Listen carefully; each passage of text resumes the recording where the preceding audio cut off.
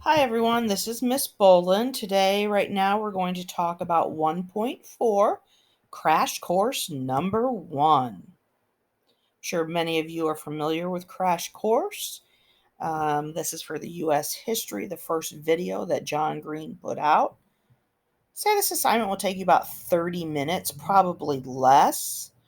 I like to use these videos in the classroom just because they're short. It's 11 Hi, I'm John. minutes, and you can pause and get the answers.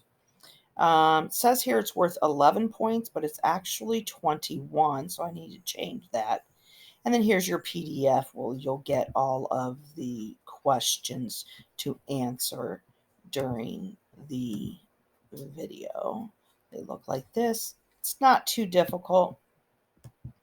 But I find it to be fascinating learning experience for students. All right, well, good luck.